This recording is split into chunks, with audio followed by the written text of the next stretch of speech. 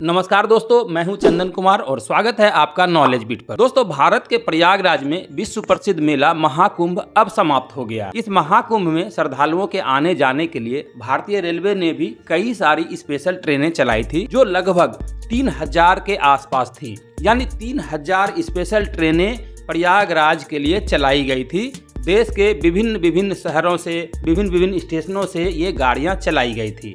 अब सवाल ये उठता है कि अब जब ये महाकुंभ का मेला समाप्त हो गया तो ये गाड़ियां कहां जाएगी, इसका क्या होगा। दोस्तों, इन सारी चीजों को समझने के लिए थोड़ा सा ये जान लेते हैं कि ये गाड़ियां पहले आई कहां से थी। भारतीय रेलवे जब भी कोई स्पेशल ओकेजन हो या कोई अवसर हो, तो जब भी स्पेशल ट्रेनें चलानी होती है तो ये अलग से गाड़ियां कहां से लाई जाती है। दोस्तों, इस चीज को समझिए कि भारतीय रेलवे अपने कई जोनों में बटी हुई है। जैसे जम्मू कश्मीर हो या फिर केरला हो, तमिलनाडु हो, हर जगह भारतीय रेलवे है जो कि जोन में बटी हुई है।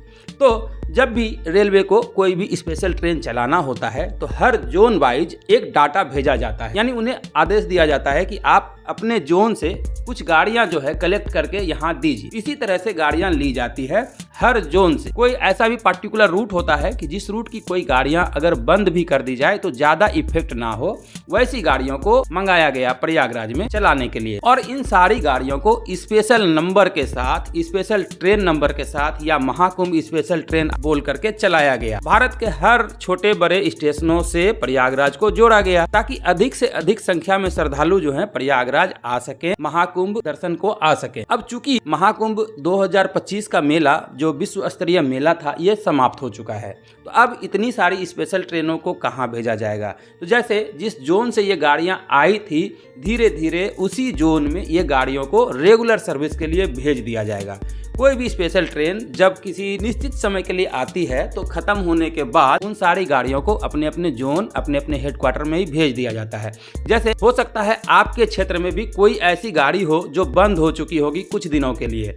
अब वो गाड़ी फिर से आपके यहाँ नॉर्मल हो जाएगी, क्योंकि आपके यहाँ से आई हुई गाड़ी कहाँ चल रही थी, प्रयागराज में।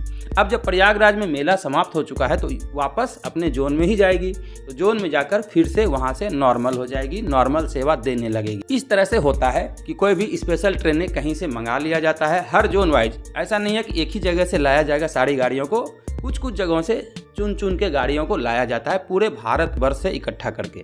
अब वापस वहीं पर भेज दिया जाएगा अपने जोन में, अपने डिवीजन में, फिर से नॉर्मल हो जाएगी। तो दोस्तों, इस तरह से स्पेशल गाड़ियों का संचालन होता है। तो आशा करते हैं ये जानकारी आपकी स्पष्ट हो गई होगी कि प्रयागराज में चलने वाली स्पेशल ट्रेनों का अब क्या होगा, वो कहाँ गई होंगी।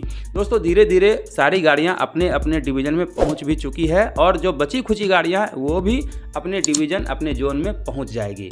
तो चलिए, आज की जानकारी यहीं तक रखते हैं। मिलते हैं किसी और जानकारी में, किसी और इंटरेस्टिंग वीडियो के साथ। तब तक के लिए जय हिंद, वंदे मातरम।